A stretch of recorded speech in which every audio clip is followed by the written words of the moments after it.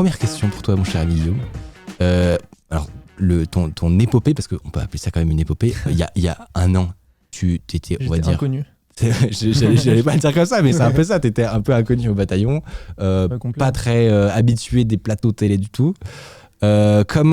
Comment c'est possible que tu sois passé de personnes comme nous autres à là aujourd'hui où tu es obligé de refuser les passages chez TF1 et BFM TV et consorts. Comment ça a commencé? Quelle est la première étape? Franchement, c'est dur à dire. Je le constate comme toi. Enfin, c'est un truc de dingue. Il y a un an, j'étais étudiant, j'étais en stage de fin d'études au Luxembourg. Je faisais mon stage tranquille dans ma chambre tout seul. J'étais inconnu. Et vraiment, ça s'est fait progressivement, naturellement. C'est ça le truc de dingue, c'est que j'ai jamais eu l'ambition. En fait, à aucun moment. T'as pas eu un moment où tu t'es dit, waouh, une avalanche quoi. Mais non, en fait, je me suis pas dit, bah tiens, Guillaume, tu vas faire un site. Ce site, il va faire des millions de vues, tu vas passer à la télé pour en parler et tout. Enfin, à aucun moment je me suis dit ça, quoi. J'ai même pas fait d'études dans le développement web. Enfin, je veux dire, j'avais jamais écrit une ligne de HTML ou CSS avant, et donc c'était pas du tout prévu, quoi. Et après, à l'automne, j'ai été propulsé un peu sur les plateaux télé. C'est un peu Quotidien qui m'a mis dans le truc, enfin l'invitation de Quotidien qui a lancé tous les autres. Et depuis octobre. C'est quasiment, c'est quotidien, sans jeu de mots, c'est tous les jours, j'ai des invitations tous les jours. En ce moment, c'est plusieurs fois par jour, donc c'est prenant parce que maintenant j'ai un CDI, etc. Donc, voilà, justement, c'est ça qui va être cool. Tu vas pouvoir nous raconter un petit peu les dessous de tout ce qui s'est passé de cette année pour toi, de comment tu gères ça, de comment, qu'est-ce que tu fais professionnellement, c'est quoi le métier qu'il faut déjà pour faire des sites comme ça. Qui, on peut le dire, sont honnêtement, t'inquiète, je veux pas te saucer toutes les missions, mais qui sont quand même d'utilité publique, vu le nombre de visites, voilà, c'est même pas, enfin, c'est parlant, quoi. De mes souvenirs, la première fois que j'avais entendu parler, c'était, t'avais fait un tweet où tu t'avais juste publié un graphique, je crois, où il y avait France, Italie, c'était vraiment tout début, je crois, la formation des courbes du Covid et tout, et on pouvait les comparer. C'était vraiment au tout début, avant même que maintenant on est un peu plus habitué à suivre les stats. C'est devenu un peu notre comme tu suis ta bourse, quoi. Bon, là c'est la même chose, tu suis les courbes du Covid, c'est devenu habituel, mais à l'époque c'était une des premières fois qu'on voyait. C'était ça. Ça, il est vraiment moche, ce graphique. Et alors ça, c'était le 5 mars 2020. Enfin, faut se remettre dans le contexte. C'était 12 jours avant le confinement. L'Italie était même pas confinée, et quand l'Italie était confinée, ça nous a tous choqués. On pensait pas qu'un pays européen pourrait être confiné un jour. On a tous découvert l'existence du mot confiné. Et on était optimistes, on se disait peut-être que nous ça passera, parce que regardez les Italiens, c'est quand même différent, ils ont sorti tout un tas de raisons. Non, on était presque hautains, on disait non mais les Italiens, ils ont un système de santé qui est nul, etc. Ça arrivera jamais chez nous. Et souvenez-vous, même 2 jours, donc on était confinés le 17 mars, même 2 jours avant, le 15, les bars ont fermé à minuit. Il y avait Edouard Philippe qui a pris la parole, il a fermé les bars. Et même là, on ne pensait pas être confiné un jour. Et c'était 48 heures avant le confinement. Voilà. Et donc ce graphique, je l'ai publié le 5 mars. Donc à l'époque, autant dire qu'en France, on parlait très peu du Covid. Enfin, c'était pas du tout une inquiétude. Et donc j'ai fait ce graphique et ça m'a un peu choqué parce que donc là on voit la ligne bleue et la ligne rouge, et en fait si on décale la ligne bleue, on se rend compte que ça se superpose parfaitement avec l'Italie, donc on a la même fameuse exponentielle, et ça m'a un peu choqué parce que ça contrastait avec ce que tu voyais passer, l'ambiance générale, quoi. Ensuite tu mets en ligne Covid Tracker fin avril 2020, c'est ça? Et puis ça s'est fait progressivement. En fait j'ai fait ce premier graphique qui est dégueulasse parce que en fait je voulais juste faire un graphique en 2 minutes je pensais pas que ça allait devenir quelque chose. Et puis après, je l'ai envoyé à 2-3 amis, à ma famille. Et puis chaque jour, ils me demandaient une mise à jour du graphique avec les nouvelles données du jour. Et au bout de 10 jours, je me suis dit, c'est chiant, quoi. À chaque fois, il faut que je télécharge les données à la main, il faut que je génère le graphique, que je l'envoie par message à tout le monde, etc. Et donc je me suis dit, je vais automatiser tout ça en Python. Je vais juste faire un script tout bête qui automatise tout ça. Et je vais le mettre sur une page blanche en fait. Au début c'était un GitHub, même c'était un README de GitHub. Et tu mettais à jour à chaque fois l'image et les gens pouvaient actualiser, quoi. Exact. Et ça permettait d'avoir un lien stable et de donner ce lien stable aux gens pour qu'ils n'aient pas besoin de me redemander à chaque fois, quoi. Ah ouais, c'était vraiment. Je me rendais pas compte à quel point ça a été chronologique, quoi. Ah mais oui. Et puis après, donc je me suis dit il faut faire un truc un peu mieux, et donc j'ai fait un site web. Mais au début c'était une page blanche. Et j'ai acheté un nom de domaine, et là je me suis dit, tant qu'à perdre de l'argent, c'est pas très cher un nom de domaine, mais autant en prendre un stylé. Et du coup j'ai pris guillaumrosier.fr. Ah non. En fait je me suis dit, comme ça dans 2 semaines, quand l'épidémie sera terminée, tu parles rentabiliser. Je mettrai mon CV et je pourrai trouver un job. Et puis malheureusement on connaît la suite. 2 semaines plus tard, je sais pas, il y avait 20 000 vues alors que je m'attendais à ce qu'il y ait 3 vues, quoi. Et donc après j'ai pris le nom de domaine Covid Tracker avec un logo, etc. Et puis voilà, ça s'est amélioré, quoi. Ouais, mais d'un point de vue tech, il y a un côté hyper motivant, je trouve. à dire que pour faire ça, ce que tu as fait, un site utilisé par des millions de Français qui rend service à plein de gens, quoi, t'as pas eu besoin de faire 15 ans de dev acharné, d'avoir des skills. Enfin, il y a quand même du skill, on va en parler. Non, mais non, il n'y a pas besoin, quoi. Et moi, j'en étais le premier surpris, d'ailleurs. En fait, je pense que tu as compris, ça s'est fait vraiment progressivement, naturellement. Et je me suis rendu compte de ce que c'était devenu une fois que ça l'était devenu. C'est-à-dire en octobre, en novembre, 6-8 mois après la création du truc. Et en fait, à ce moment-là, quand ça a commencé à prendre de l'ampleur, je me suis dit, mais ah ouais, en fait, on peut faire un truc assez cool, assez facilement, quoi, sans être le niveau d'expertise nécessaire n'est pas forcément corrélé avec le service que tu rends, quoi. Exact. Mais je pense que c'est plus important de faire un truc qui correspond à un besoin. Mais là, ça se fait encore une fois sans réfléchir. Enfin, je me suis pas dit, tiens, il y a un besoin, je vais y répondre. Je vais réfléchir à mes personas. Par contre, c'est un truc qui est ultra motivant. Et je pense qu'il peut être aussi ultra motivant, peut-être pour tous ceux qui regardent ce qu'on dit là, c'est que là, on était dans une situation où il y avait une pandémie mondiale, genre un événement historique, mais enfin, tu vois, des trucs comme on aura rarement, ou peut-être pas une autre fois dans notre vie. Enfin, tu vois, c'est un truc qui est quand même assez fou. Un besoin qui est quand même assez logique, tu vois. Oui, bah, on a besoin de savoir les stats quand même et de savoir un peu où on en est.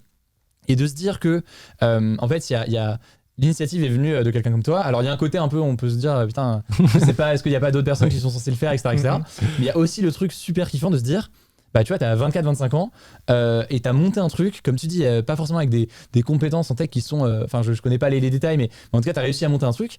Et je trouve ça ultra motivant de se dire que du coup, à notre échelle, on peut avoir cet impact-là et faire ce truc. Et là, aujourd'hui, c'est sur ce sujet, mais demain, ça peut être sur d'autres sujets et d'autres choses. Et je sais pas, il y a un truc ultra motivant là, dans ce domaine-là, mais plus généralement, tu vois, en fait, on peut à notre échelle faire bouger les choses, quoi. Déjà, tu as une page Wikipédia. Oui, alors, il y a eu un peu de bataille pour ça, parce qu'en fait, il y a quelques mois, il y a une personne qui me follow sur Twitter qui a essayé de créer la page Wikipédia. Et en fait, il y a eu un gros débat sur Wikipédia. Il y a un mec qui a un admin qui l'a supprimé. Après, il y en a un autre qui l'a refait. Et quand tu regardes les logs, en fait, ils se battent, ils s'insultent et tout en disant ouais, non, mais il est pas assez connu. Ouais, mais si. C'est trop drôle. La page Wikipédia, c'est vraiment un badge certifié, en fait. C'est l'équivalent de la certif Instagram. C'est que, voilà, après, tu peux le montrer. Voilà. Je suis quelqu'un, c'est bon. Sur le côté vraiment plutôt technique, justement, de ce qui se cache derrière tous ces services que tu as montés, je dis, est-ce que c'est correct si je dis que tout est quand même pas mal basé autour du scrapping de données et de la data science? Oui, carrément. Est-ce que peut-être, donc ça veut dire que c'est des notions qui sont hyper importantes, est-ce que tu peux les définir pour ceux qui les connaissent peut-être pas? Alors, la data science, on me demande beaucoup parce qu'en fait, actuellement, c'est mon métier. J'ai un CDI en data science, je suis data scientist. Et on me demande beaucoup, surtout les journalistes ne comprennent pas du tout ce mot-là et me demandent ce que ça veut dire. Moi, j'aime bien dire que la data science, c'est les différentes techniques qui permettent de traiter des masses de données informatiques, donc le fameux big data. Donc, c'est tous les algorithmes, toutes les techniques qui permettent de traiter ces données pour apprendre, pour faire de l'apprentissage, pour prendre des décisions, pour faire tout un tas de tâches. Et donc, c'est la fameuse intelligence artificielle, machine learning, ces buzzwords qui ne veulent pas forcément dire quelque chose. Mais donc, c'est toutes ces techniques algorithmiques, statistiques ou autres, qui à la fin vont autour de la donnée, quelque chose autour de la donnée informatique, pour vraiment la rendre utile.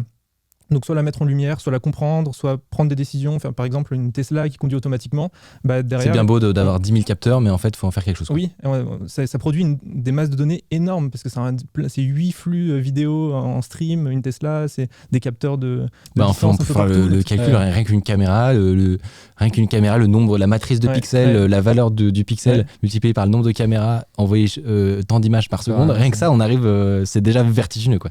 Carrément. Et après, sur ces flux d'images, il faut appliquer des algos pour détecter des formes, la route, les lignes, etc. En un temps le plus rapide possible, parce que ça doit être pour ne pas écraser mamie, n'est-ce pas? et voilà, et donc c'est des techniques poussées. Et donc le métier de data scientist, c'est de maîtriser ces techniques pour qu'elles fonctionnent bien, qu'elles aient de bons résultats dans des temps, avec une certaine efficience. Ok. Excellente définition. Et le scrapping, c'est une manière informatique de récupérer des informations sur un autre site internet, donc de faire des requêtes pour récupérer des données ailleurs. Parce que on a potentiellement déjà parlé à plusieurs reprises de ce que c'est une API, par exemple. Ouais. Donc une API étant une interface qu'on peut utiliser en tant que développeur pour récupérer des données d'autres sites. Ça c'est la version quand on t'a préparé le chemin, c'est-à-dire que c'est si jamais ce serait bien d'ailleurs que ce soit le cas partout, mais ce n'est pas le cas, c'est-à-dire qu'il y a énormément de sites qui n'ont pas prévu ça. Ils ont prévu des interfaces avec les humains, mais ils n'ont pas prévu des interfaces avec les sites des copains ou les programmes de prestataires, enfin voilà. Et donc on est obligé d'avoir recours à d'autres techniques, comme le scrapping. Très concrètement, si tu dois nous imager à quoi ça ressemble. Comment ça se passe ? La première version, par exemple, de Vitmados, je peux te donner un exemple. En fait, c'était presque de l'automatisation, presque plus de l'automatisation que du scrapping. Et donc, en fait, ça simulait un humain qui va sur Doctolib, qui clique sur premier rendez-vous Pfizer, et ensuite qui détecte dans le calendrier qui s'affiche sur Doctolib le premier rendez-vous dispo. Et en fait, c'était ça. Enfin, c'était en Python, il y avait des algos, mais c'était de l'automatisation finalement du comportement humain. C'était question curieuse, c'était quoi C'était Selenium ? Ouais, c'était Selenium, ouais. Mais du coup, c'est hyper lourd, c'est hyper lent, c'est pas efficace, ça met du temps. Pour la toute première version, je mettais 5 heures pour scanner toute la France, uniquement pour Doctolib. Ok. Donc à chaque mise à jour, ça mettait 5 heures. Et ça, c'était la première version de Vitmados qui est sortie le 1er avril. Quoi. En fait, c'est comme tu dis, c'est comme si quelqu'un passait vraiment 5 heures de sa journée à cliquer sur tous les boutons pour checker tous les rendez-vous. Scrapping de données, ça nécessite d'avoir des sources, forcément. Ça veut dire que c'est pas tes données. On rappelle que c'est donc un des trucs les plus importants, les données pour pouvoir on peut rien faire. Là, sans données, on fait pas de science de données, littéralement. Et donc, le scrapping nécessite des sources. Ces sources, ce sont lesquelles ? Comment tu les sélectionnes ? Comment tu les trouves ? Est-ce qu'il y en a qui sont plus chiantes que d'autres ? Comment tu fais ça ? Ouais, alors pour Covid Tracker, les sources, c'est les administrations publiques. Donc, c'est que des données officielles publiques qui sont publiées en open data, en grande partie par Santé publique France, mais pas que. Par exemple, les données sur le nombre de lits qui sont dispo à l'hôpital, ce genre de trucs, c'est l'adresse. L'INSEE publie les décès. Voilà, on a d'autres administrations, mais donc c'est que des organismes publics qui les publient sur une plateforme, enfin en bonne partie sur une plateforme qui s'appelle data.gouv.fr, qui est la plateforme qui centralise, qui est censée centraliser, c'est une plateforme gouvernementale qui est censée centraliser tous les jeux de données publics en France. Après, il y a d'autres administrations qui ne les mettent pas forcément sur data.gouv, comme l'INSEE, ça reste sur leur site par exemple. Mais donc voilà, donc Covid Tracker se source en très grande majorité sur cette plateforme. Alors après, il y a eu des données qui ont été un peu plus compliquées à obtenir que d'autres. Certaines données ont été présentes déjà publiées naturellement. D'autres, c'était un peu plus compliqué, par exemple pour la vaccination. On a lancé Vaccin Tracker, qui est l'outil de Covid Tracker qui permet de suivre la campagne vaccinale. On l'a lancé le 27 décembre. C'était le jour où Morissette s'est fait vacciner. Vous vous souvenez, je pense qu'on a tous vu l'image à BFM de Morissette, la première à se faire vacciner en France. On l'a lancé, on n'avait aucune donnée publique, on n'avait aucune donnée officielle, le gouvernement ne publiait rien, on ne savait pas. Et donc là, en fait, on a collecté nous-mêmes les données, c'est-à-dire qu'on prenait la presse locale. La vache. On regardait tous les articles. Ouais, mais c'était pas dur au début parce que ça a commencé vraiment doucement. Ouais. Et donc on prenait tous les articles du type dans l'EHPAD de Nancy, 8 personnes ont été vaccinées. Et nous, on faisait plus 8 à notre compteur. Quoi. Ah, insane. Ah ouais, ok, vraiment. Le début du truc. Et en fait, c'est devenu un peu le compteur officiel des médias. Enfin, pas officiel, mais le compteur des médias parce qu'il n'y avait pas d'autres chiffres. Quoi. Donc on n'avait que ça. Et donc au bout de quelques jours, il y a le cabinet d'Olivier Véran qui m'a contacté. Ils m'ont dit, si vous voulez, on peut vous donner des données qui sont un peu plus à jour. Donc là c'était mieux, ils m'envoyaient les données, mais ces données-là en fait ils les envoyaient qu'à moi. Même les médias n'y avaient pas accès, je sais pas trop pourquoi. Et donc au bout de 15 jours... La démarche est spéciale quand même déjà honnêtement. Ouais. Et donc au bout de 15 jours on a dit on arrête de publier les chiffres que le ministère nous donne en privé quelque part. Et puis le lendemain, ils ont mis en place, alors je ne sais pas si c'est une coïncidence ou pas, mais le lendemain, ils ont mis en place l'open data. Et donc depuis ce jour-là, on a les données de vaccination qui sont libres et exhaustives sur Internet. Et donc on a branché maintenant Vaccin Tracker dessus. Quoi. Ok. Donc Vaccin Tracker sur ça, Covid Tracker sur des administrations plutôt. Déjà, c'est d'un point de vue vraiment à quoi ressemble la donnée. Là, il le publiait dans un format intelligible, genre pour un programme. Ouais, ça va. Honnêtement, ça va. En l'occurrence, pour la vaccination, quand il me donnait les chiffres, il me les donnait en message. Quoi. Donc, donc c'était pas d'accord, c'est le petit DM. Donc ça dépend des moments. Mais sinon, la plupart du temps, c'est des CSV. C'est très agréable niveau programmation. Ouais. Il y a une API, on ne l'utilise pas parce qu'en fait, c'est plus compliqué. Donc on récupère directement les CSV. Enfin, c'est automatisé, mais on récupère directement les CSV.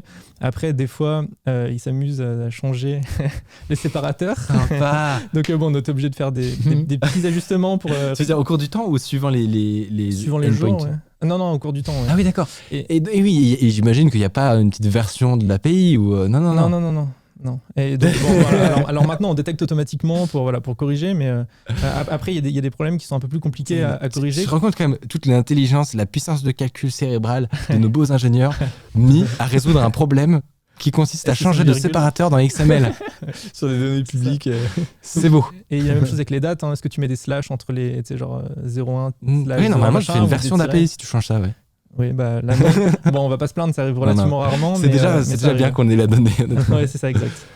Donc ça, c'est Covid Tracker et Vaccin Tracker. Ouais. Et ensuite, sur Vitmados, ce que tu nous expliquais, c'est qu'au début, t'allais... c'est pas toi qui y allais, mais ton programme allait à la main sur Doctolib. Maintenant, en gros, c'est quoi tes sources et comment tu opères?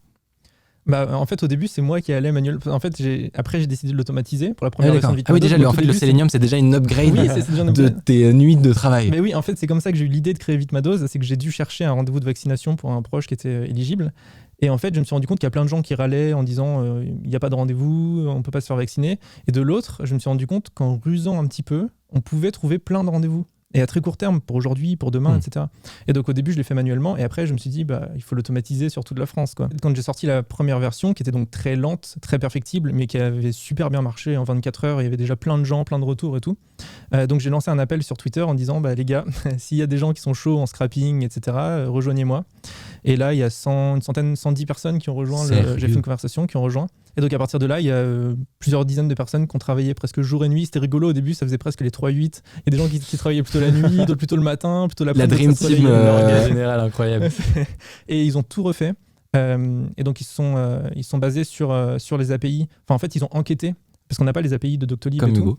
Et donc, c'est ça. et donc ils ont essayé de décrypter. Donc le mot décrypter ici, je sens qu'il est jamais le bienvenu.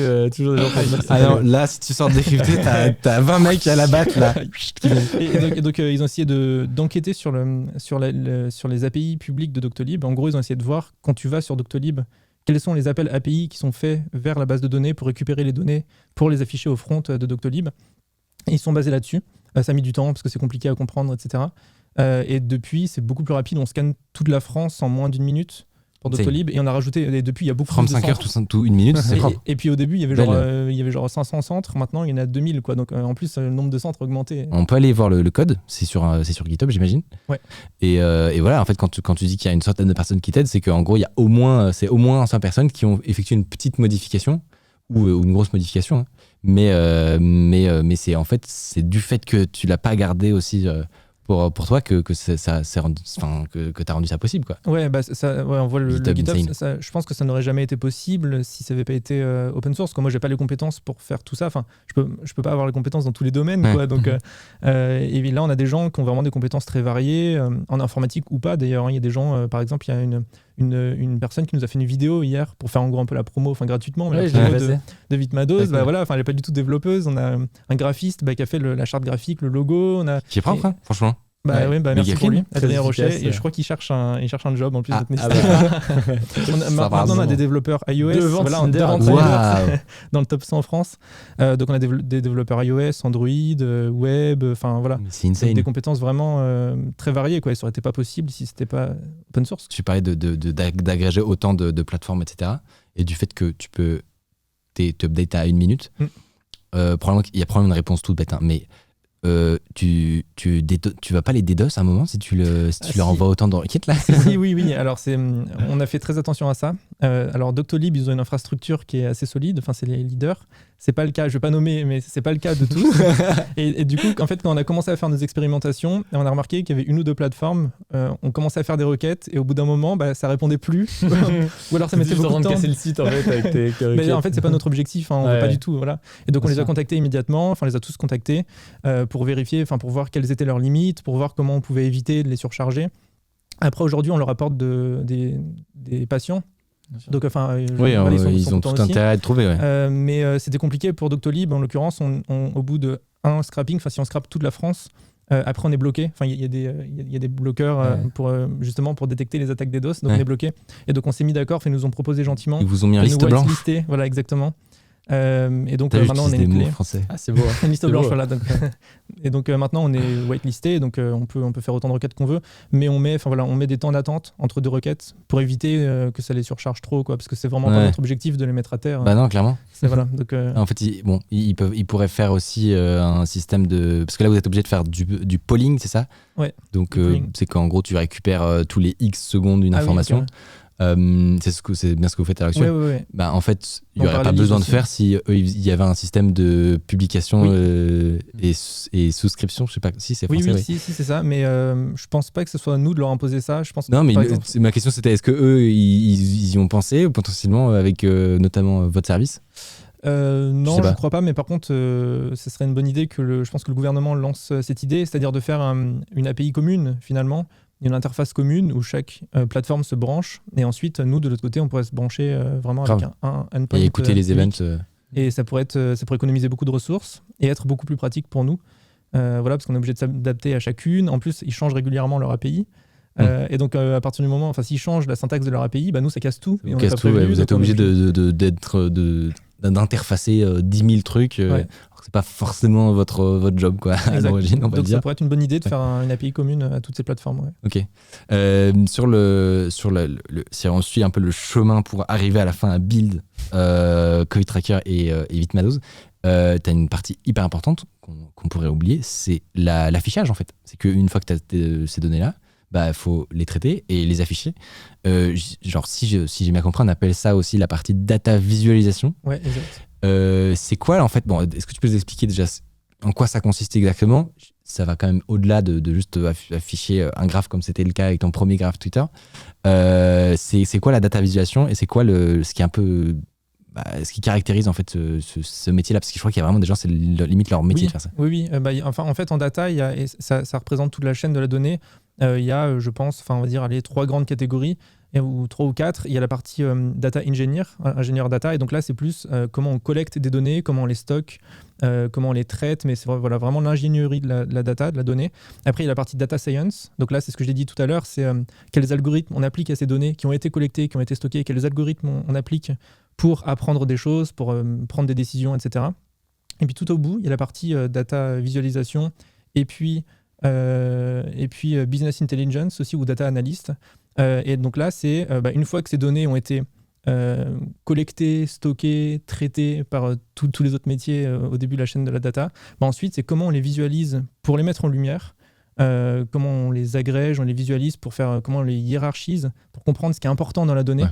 En fait, c'est comment tu transformes un bordel de données en truc intelligible. Comment on éclaircit le brouillard, c'est ça, exactement. Et après, quelles décisions on prend à partir de ces mises en valeur de données. Ce que j'allais dire, c'est que tout au bout de la course, il y a évidemment l'objectif d'informer d'une certaine façon.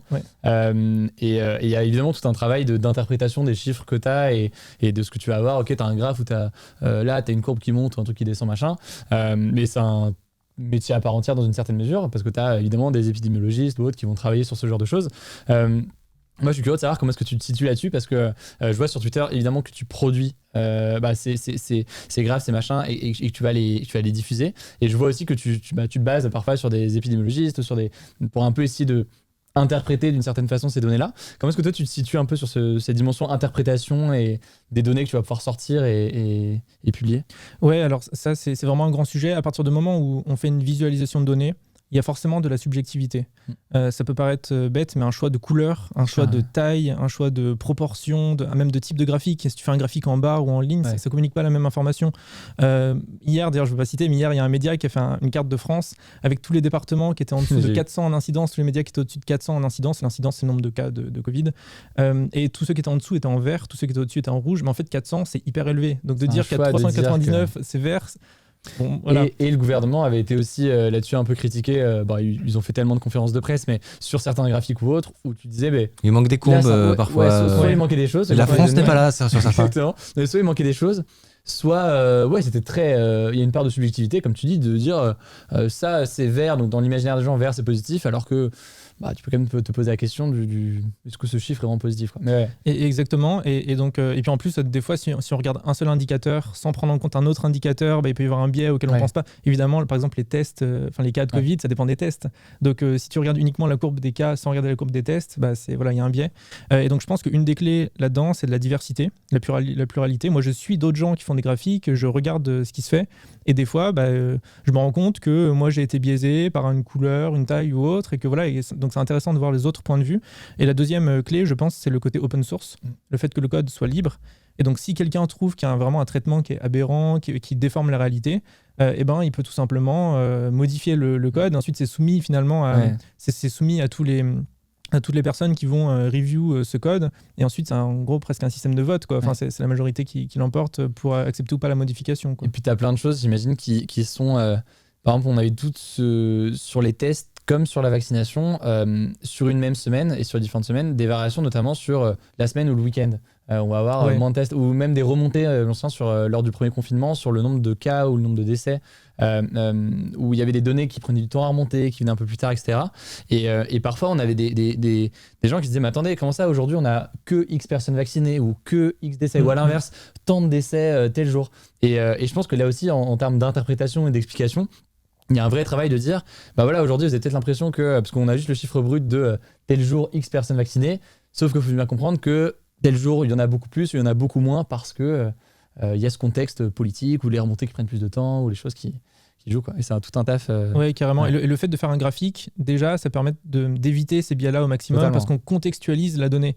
Et moi, je me souviens d'un cas, c'était, je pense, le premier tweet que j'avais fait. J'étais vraiment inconnu à l'époque. Et j'avais eu plusieurs milliers de likes, donc c'était le feu pour moi.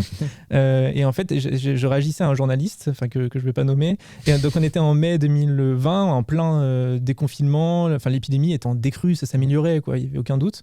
Et là, il tweetait il y a beaucoup plus de décès aujourd'hui qu'hier, sous-entendu. Ça va mal, mais en fait il a comparé un lundi avec un dimanche, et le dimanche il y a le personnel hospitalier, il travaille beaucoup moins, enfin en tout cas ils saisissent beaucoup moins les données que le lundi, donc le dimanche c'est très bas, le lundi il y a des rattrapages, donc en fait quand tu mets les 2 jours d'avant et les 2 jours d'après, en fait et en fait si tu fais le graphique, mais en fait tu vois le schéma d'une semaine qui se reproduit en fait, avec le dimanche très bas, le lundi très haut, et donc en faisant un graphique tu comprends tout le temps tu comprends tout de suite que il y a des variations locales qui sont pas représentatives. Cette visibilité que tu as gagnée en quand même pas beaucoup de temps, quoi.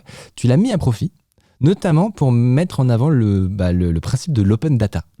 Est-ce que tu peux nous expliquer ce que ça veut dire, ce qui se cache derrière le terme open data? C'est facile, l'open data, ouvrir les données, et donc, données ouvertes plutôt, et donc c'est le fait de publier des données dans un format qui est compréhensible par une machine, donc qui peut être automatisé, donc typiquement une API, un CSV, n'importe quoi, mais quelque chose qui peut être automatisé par un PDF, quoi, pas une image, où là on peut pas en faire grand chose. Et donc c'est le fait de publier ces données sur Internet de manière libre, gratuite et accessible à tous. Et donc en France, ça se passe en bonne partie sur la plateforme data.gouv.fr, qui est donc la plateforme officielle, la plateforme on va dire publique, qui permet à chacun, toi, moi, on peut publier des données. D'ailleurs, Covid Tracker est producteur d'open data, puisque par exemple, sur Vitmados, on a référencé les données de Vitmados sur data.gouv. Donc les données sur les rendez-vous disponibles, etc., sont disponibles en open data. En JSON, en fichier JSON. Donc donc en fait, ce que tu décrivais de centraliser un petit peu toutes les sources, au final, vous le faites, quoi. Du coup, on l'a un peu fait, et c'est hyper cool. Il y a des mairies, du coup, qui réutilisent ça. Il y a des gens dans des mairies qui m'ont dit qu'ils avaient refait sur le site de la mairie un petit widget qui affiche, du coup, les prochains rendez-vous dispo, et ça se met à jour automatiquement, du coup. Donc c'est hyper cool. Et donc l'open data, c'est ça. Et donc c'est la publication de ces données-là. Et donc c'est hyper important de publier ces données-là. C'est pour ça que, comme tu l'as dit, j'essaie de mettre à profit ma petite notoriété pour promouvoir ça. Sans open data, Covid Tracker n'aurait jamais pu exister. Ça n'aurait pas été possible. Déjà, on n'aurait pas eu l'idée, on n'aurait pas eu l'envie, et puis ça aurait été techniquement impossible. Et donc, quand on voit les bénéfices que ça a amené sur l'épidémie, on peut imaginer les bénéfices que ça pourrait amener sur la santé de manière globale, sur l'économie, sur l'écologie, sur la transition énergétique, dans plein de domaines, quoi. Donc c'est hyper important. Parce qu'en fait, il faut dire aussi que des gars comme toi qui ont des compétences et qui s'ennuient le soir, il y en a plein et qui seraient hyper contents de pouvoir faire joujou avec plein un max de données. Et puis nous, c'est le fait d'avoir les données qui nous a inspiré, qui nous a donné envie. C'est pas l'inverse, en fait. On s'est pas dit on a envie de faire un truc, donc on va chercher les données. Non, on a eu les données et donc ça nous a donné envie de faire ça. Et la France, niveau open data, comment est-ce qu'on se situe? Donc il y a le site DataGouv, etc. Est-ce qu'on est bon par rapport aux voisins européens, aux Américains ou autres, ou est-ce qu'on manque un peu de... Alors ça va pas assez loin, c'est pas assez ambitieux, mais honnêtement on est à un stade assez avancé par rapport à d'autres pays. On a créé en 2010, donc ça remonte quand même un peu. En 2010 on a créé Etalab. Etalab, c'est un peu l'organisation justement qui gère tout ça. Donc ça met du temps, au fur et à mesure des années on y arrive tout doucement. En 2016 il y a une loi numérique qui est passée et dont le but est de changer le paradigme. En fait, initialement, le paradigme, c'était, pour les administrations, consistait à dire on ne publie aucune donnée, par définition. La norme, c'est on publie rien, sauf éventuellement, si un truc peut être utile, on peut le... Voilà. Et le nouveau paradigme, normalement, c'est on publie tout. Donc la norme, c'est la publication. Sauf ce qu'on veut pas publier. Sauf si c'est sensible, si ça respecte pas la vie privée, dans ce cas-là, on publie pas. Ça change beaucoup en vrai. Oui, ça change en fait, à l'échelle beaucoup. d'une administration où les choses sont parfois assez... ce changement, cet inversement des normes peut avoir un vrai... Ouais, après, inversion. Après, ça se traduit pas forcément dans les faits. La traduction concrète est assez compliquée. Mais il y a des choses qui bougent. Il y a un député, Éric Botorel, qui a fait un grand rapport l'année dernière. Et d'ailleurs, il m'avait interrogé, en tant que fondateur de Covid Tracker, pour son rapport, qui a été remis au Premier ministre en décembre. Et il a fait passer une circulaire, le Premier ministre, la semaine dernière, à tous les ministères, pour leur demander de passer la seconde sur la publication des données. Cool. Et donc j'ai hâte de voir ce que ça va donner. J'espère que ça va donner des belles choses et qu'ils vont publier toutes les données qu'ils ont à leur disposition, quoi. Ça peut faire émerger des trucs vraiment cool. Trop bien. Cool.